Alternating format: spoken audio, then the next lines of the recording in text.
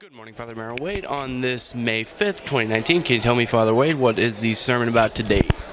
Well, actually, today is a day of confirmation and reception and baptism.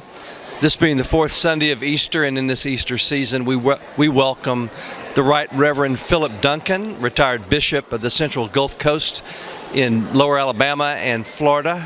He will be here as our bishop today to baptize, confirm, and receive. He will be the preacher, and so listen for the clarity of his preaching and his message today.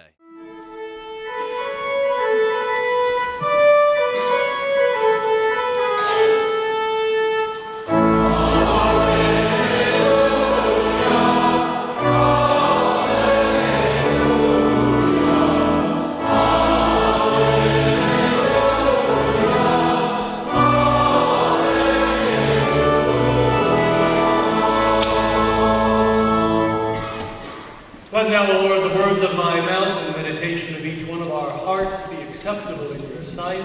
O Lord our God, you are our strength, our Redeemer, and our Mediator. Amen. Please be seated.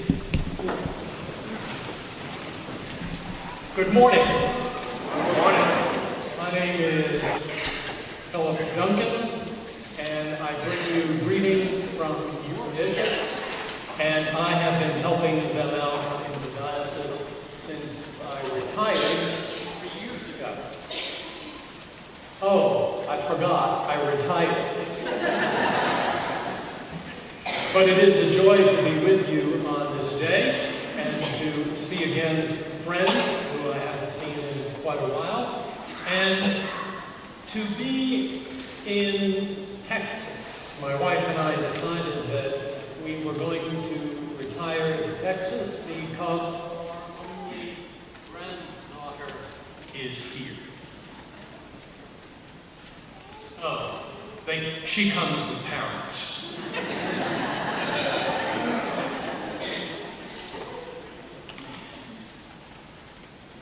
This is an interesting time in the church. It's a time that's almost in between.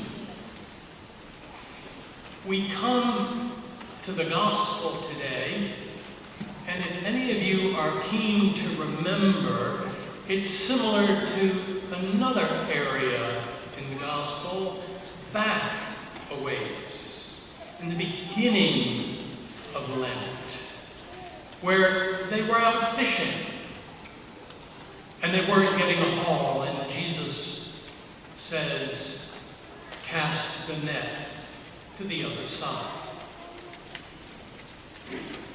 And in a way, this is an opportunity for the early church to say that they have gone back, that they have opened themselves to what has been happening, and they are alive, even if they are scared to death to see the truth.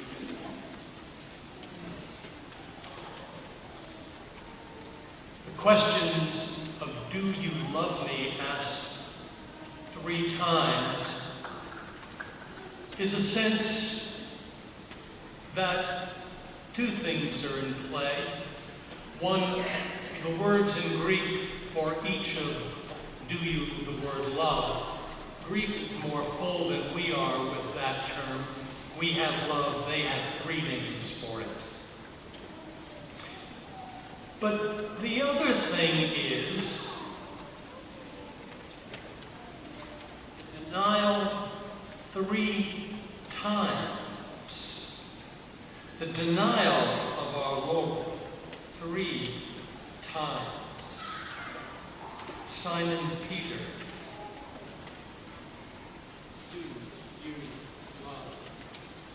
do you love me? It is an opportunity for the early church to express what the faith of the church is about. Baptism today is the first sacrament. It's the sacrament into living the life and being in communion with others. feed and tending sheep. Baptism is listed as the most important sacrament in the Christian church.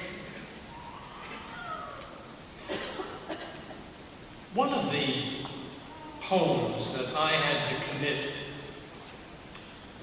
to memory when I was a child was from a teacher who I thought was 105 years old.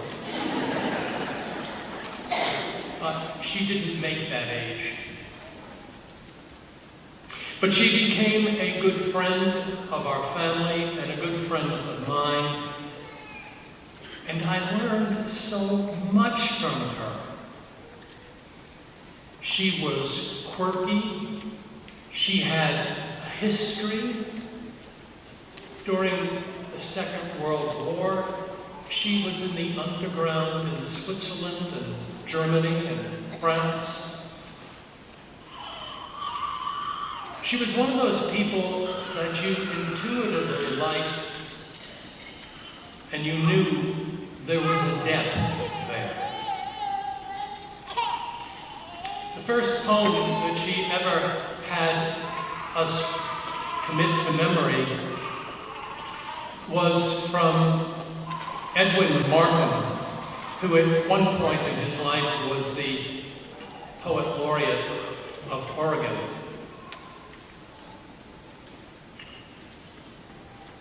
It's called The Circle. It has other names as well, but I like The Circle.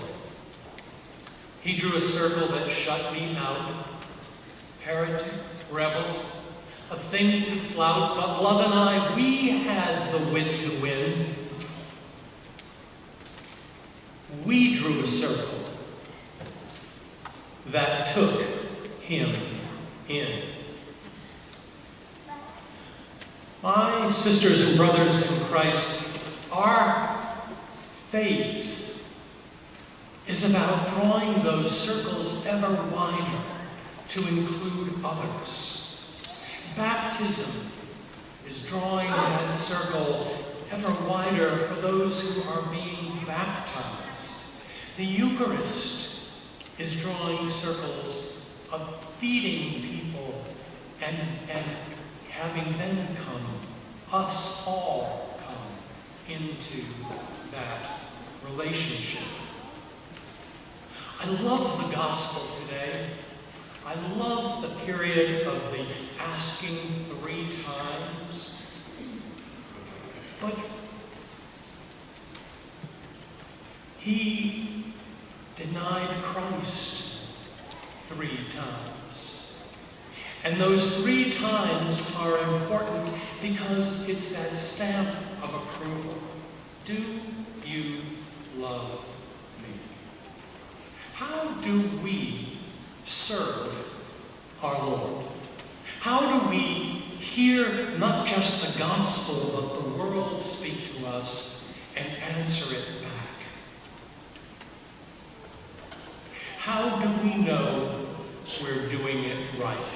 And I want to let you know, many of us don't. Because we're not paying attention and we just kind of go as if it were mechanically. I want to tell you a story out of our tradition. It's a story about 2 monks. We can put them in Southeast Asia.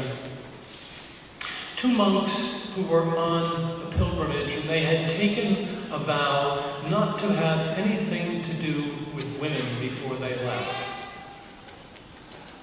As they go on for several days, they finally come to a river. And it's a very large river.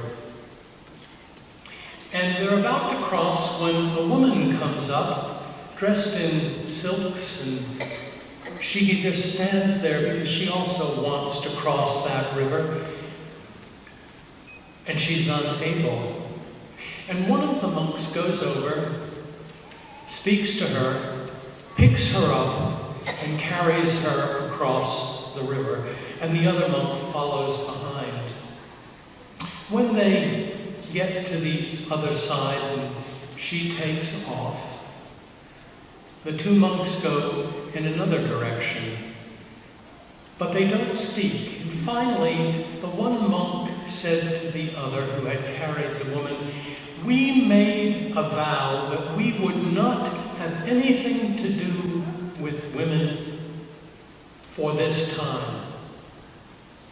And you have broken your vow, and it's only on the third day."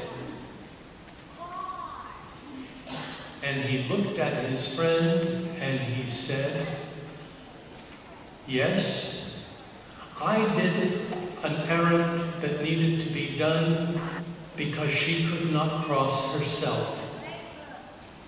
And I did touch a woman. But my friend, you have kept her in your heart for 3 days. Which do you think is worse?" How do we look at ourselves and see what it is that God is calling us to become? What is it that God is calling us to be? Remember, Jesus did not command the whole world to go to church.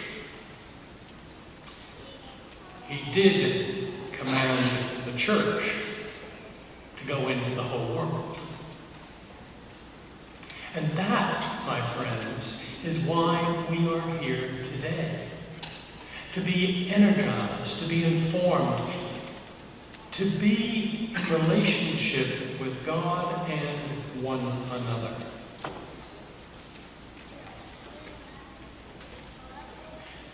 I had the opportunity to do work with a number of people, one of whom I just adored. And he had the most strident character that I can remember. He would yell at you for no apparent reason, and then he'd turn and say, "Well, I don't mean it quite like that." He said, "God in the beginning and God in the end, and the intermediate we have to fill up. And we need to do what God is calling us to do."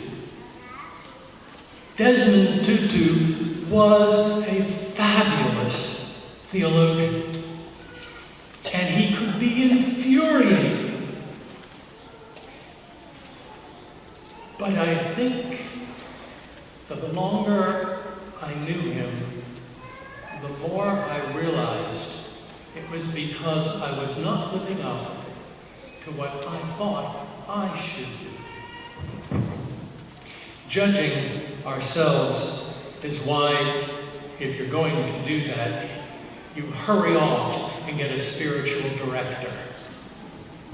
Most of them are kinder to us than we are to ourselves. And my friends, as we move forward in faith on this day, as we come to baptism and come to confirmation, let us all renew our own baptismal covenants in the reality that God is with us in all the walks of life. May God bless us, may God sustain us, and may God keep us in His care. Amen.